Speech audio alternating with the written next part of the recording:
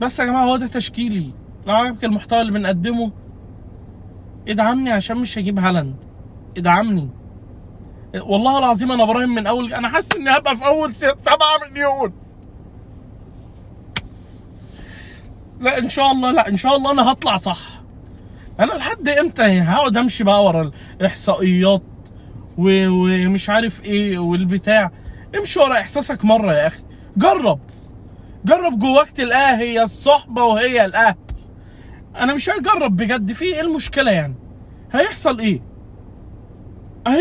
يعني؟ انا مش عارف الصراحه، انا مش عارف فعلا هيحصل ايه. كل الناس اللي بتلعب فانتسي نركز بالله عليكم. قال لك جنب جنون الكوري يا عم. انا هصعد ازاي الكاس؟ يعني انا هصعد حسن سير وسلوك ونشتري ماني وصلاح، هيتقلق فيرمينيو. لكل الناس اللي بتلعب فانتزي نركز بالله عليكم. ازيكم يا رجاله؟ عاملين ايه الاخبار؟ يا رب تكونوا بخير. باذن الله استمراريه زي ما اتفقنا، وباذن الله في انواع كتير قوي من الفيديوهات هتنزل على طول، وفي لايف. لو انت ما حضرتش اللايف بتاعنا، انا حاولت والله ان انا اعمله على اليوتيوب، بس كان غصب عني بسبب ان كان في مشكله في الكونكشن، فاضطريت ان انا اعمله على الفيسبوك. عامة هيبقى في لايفز وهيبقى في شغل كتير قوي قوي قوي هيحصل السنة دي. عايزين نوصل ل 100,000 يا رجالة، وصلونا للرقم ده. لو مش عامل لايك وشير، ولو مش عامل سبسكرايب للقناة، دلعنا بقى. انكر يا اخي، انكر يا اخي بقى على السبسكرايب بقى. يلا بينا نخش على التشكيل سريعا ونشوف ايه اللي حصل وايه اللي هيحصل، وانت عملت ايه في تشكيلتك يا ابني. مبدئيا يا ابني وقبل اي حاجة، تمام، اللي انا هقوله ده حاول تتجنبه. انا بعلنها صريحة، تشكيلي اللي هبدأ بيه انا بعلنها صريحة. حلو. في مفاجآت كتير قوي في التشكيل. مبدئيا كده يا نجم، انا قلت قبل كده ان انا مش حابب ان انا اصرف كتير في حراسة المرمى، وكنت بفكر في بيكفورد زي ما قلت قبل كده، وانه ب4.5، وان الفروقات ما بين اصلا الحراس مش كبيره. بمعنى انك لو جبت بيكفورد، جبت رامز ديل، جبت اليسون، ادرسون، ايا كان الحارس بتاعك، فمش هتحس في اخر الموسم ان في فرق كبير، غير فرق في 20-30 نقطه. احنا كده كده بنبقى في اول 3 مليون، فعادي. طيب ده بناء عليا عملت ايه؟ انا والله كنت ناوي اختار بيكفورد، بس لما عملت حاجه فبقى معايا فلوس، فقلت طب ما اجيب رامز ديل ودفاعه يعتبر احسن او متماسكين شويه اكتر.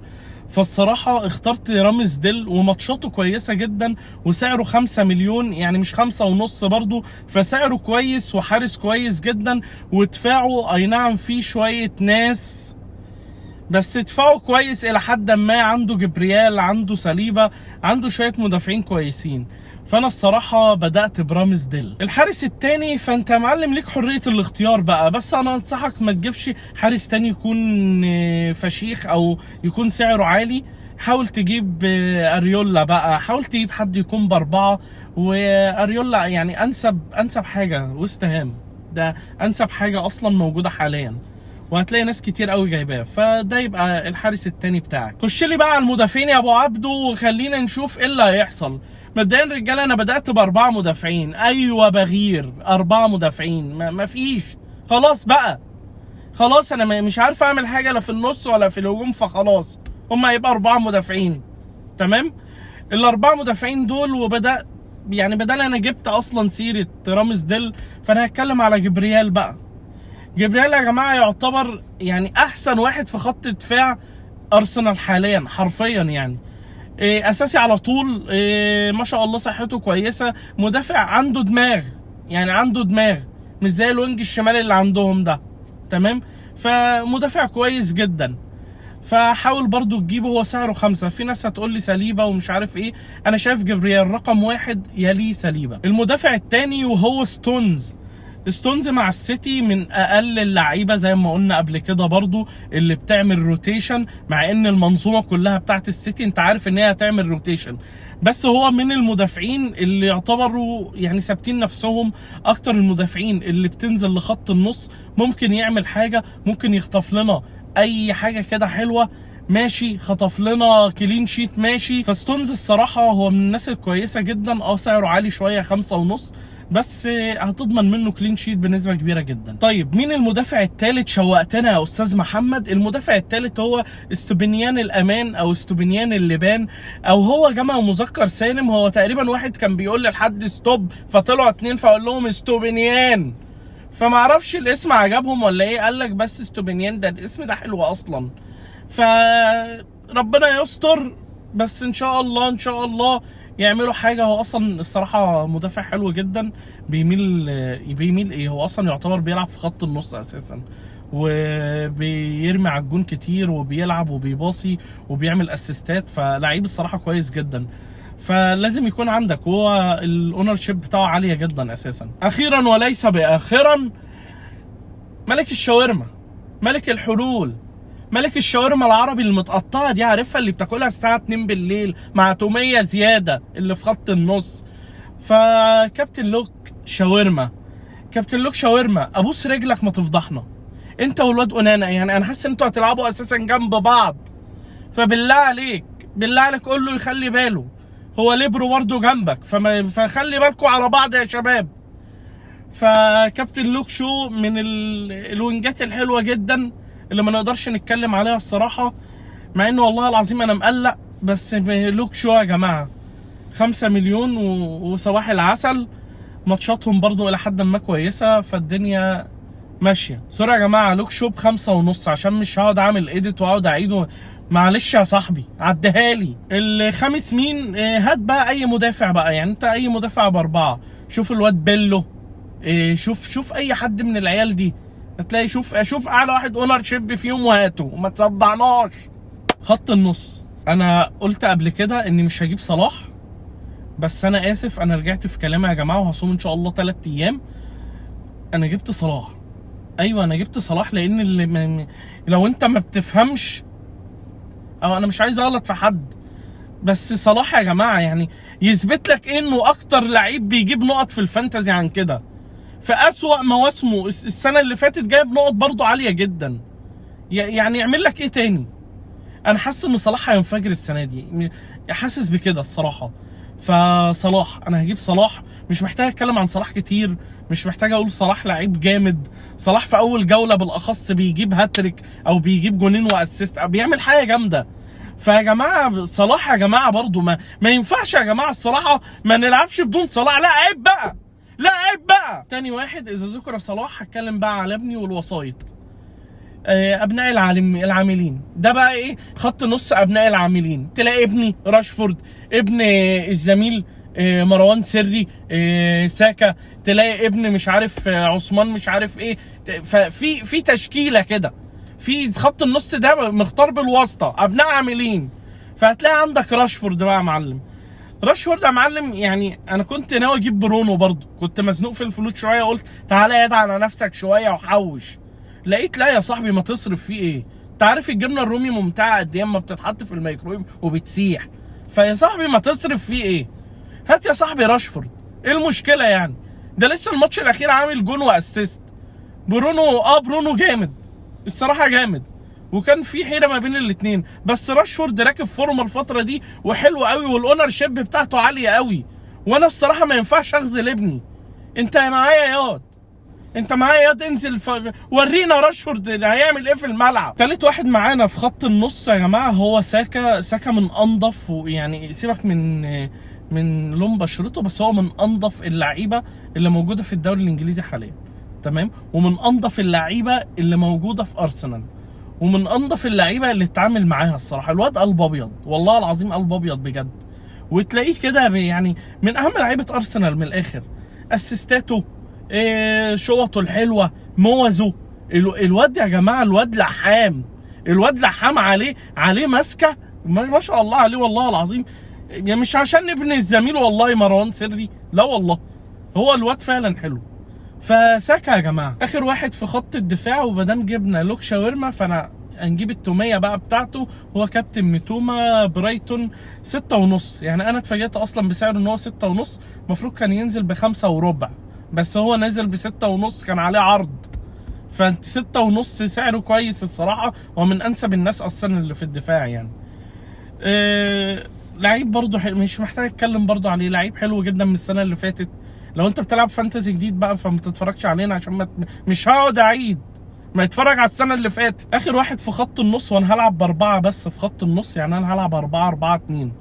فالاخير ده اوبشن لو ربنا كرمه ولعب اساسي، فانا هفرح قوي من قلبي، لان الواد ده مجتهد قوي، وعامل تقريبا 3 اجوان و4 اسيستات وحاجه كده في البري سيزون. واد كويس قوي. هو ايلون ماسك، لا بهزر، هو ايلوت اندرسون، يخرب بيت خفه دمي. بهزر يا جماعه والله. هو الواد ايلوت اندرسون، الواد ده عالي قوي يا جدعان في نيوكاسل، وجامد قوي. حظه ان هو ما بيلعبش اساسي، هي دي مشكلته. سعره حلو، دكه يا ولاد الدكه، دي مشكلته. ندعي ان حد في مركزه يتصاب او حاجه علشان ينزل. يعني صراحه فريق نيوكاسل عالي قوي السنه دي الصراحه، وهيبقى فريق جامد جدا. فيا رب يلعب، يعني يا رب حتى ينزل من على الدكه. فلعيب جامد جدا من السنه اللي فاتت على فكره، وهو جامد. فيا رب يا رب ان شاء الله. يعني انا حاطه الصراحه اوبشن على الدكه كويس جدا معايا. خط الهجوم يا جماعه، وخط الهجوم ده انا مش هجيب فيه هلا فاخر. انزل بالموسيقى الحزيني دلوقتي بسرعه. خط الهجوم يا جماعه، انا قررت مش هجيب هلا فاخر في اول جوله، يعني لحد ما اشوف هو هيعمل ايه الصراحه. لان هو مستواه اخر حوالي 6 ماتشات اللي هم اساسيين في الدوري، او اخر فتره هو كان سيء اساسا جدا. مش عارف الصراحه، فانا مش هجيبه. ويا رب ما يندمني، يا رب ما يندمني. بص يا هالاند، بالله عليك يا هالاند، بالله عليك. انا عارف ان الاونر شيب بتاعتك دلوقتي حاليا تقريبا 90%، يعني انا و4 بس اللي مش جايبينك. عارف يا هالاند، لو جبت سوبر دينر ميل بوكس اللي هو اكسترا تشيز والحاجات دي في اول ماتش، لو جبت 4-5 ماتشات، لو جبت 4-5 تجوان في الماتش ده، انا مش عارف اقول لك انا هيحصل لي ايه. هبقى ماشي وسط زمايلي عامل ازاي. يا جماعه انا مش هجيب هالاند، انا هجيب الهاري سليمان، هجيب الهاري كين بعد ما قرروا انه خلاص مش هيمشي. فانا هجيب هاري كين بقى وخلاص. واحد هيقول لي ليه هتجيب هاري كين؟ هقول له عشان التأمين. هاري كين يا معلم يعني مكسر الدنيا صح، عمال يجيب اجوان، هاتريك في جون هنا، في اسيست هنا. يعني اتمنى هاري كين تظبطني في التأمين او في التموين. يعني شوف انت عايز تعمل ايه. هاري كين بالله عليك يا اخي، بالله عليك ما تشيل حاجه من اللي هقولها. لا انا همشي المره دي ورا احساسي. انسى، انا مش هجيب هالاند، ربنا يستر. اخر واحد يا جماعه وهلعبه جنب هاري كين هو كابتن واتكنز ب8 مليون.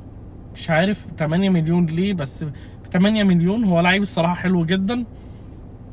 استون فيرنا، انت عارف العربيات الفيرنا، اقسم بالله صاجه ماشيه. فربنا يستر يعني وتعمل حاجه انت كمان.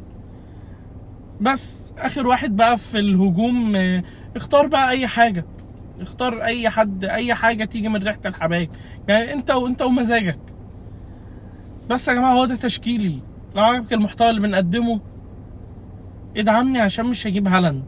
ادعمني والله العظيم. انا براهن من اول، انا حاسس اني هبقى في اول 7 مليون. لا ان شاء الله، لا ان شاء الله انا هطلع صح. انا لحد امتى هقعد امشي بقى ورا الاحصائيات ومش عارف ايه والبتاع؟ امشي ورا احساسك مره يا اخي. جرب جواك تلاقيها هي الصحبه وهي الاهل. انا مش هجرب بجد، في ايه المشكله يعني؟ هيحصل ايه يعني؟ انا مش عارف الصراحه. انا مش عارف فعلا هيحصل ايه. كل الناس اللي بتلعب فانتسي نركز بالله عليكم. هتشتري ماني الجوله دي هيتألق صلاح، هتبيع ماني وتشتري صلاح هيتألق ماني. طب ايه الحل؟ الحل يا جماعه عشان ماني وصلاح يرتاحوا نشتري ماني وصلاح هيتألق فيرمينيو.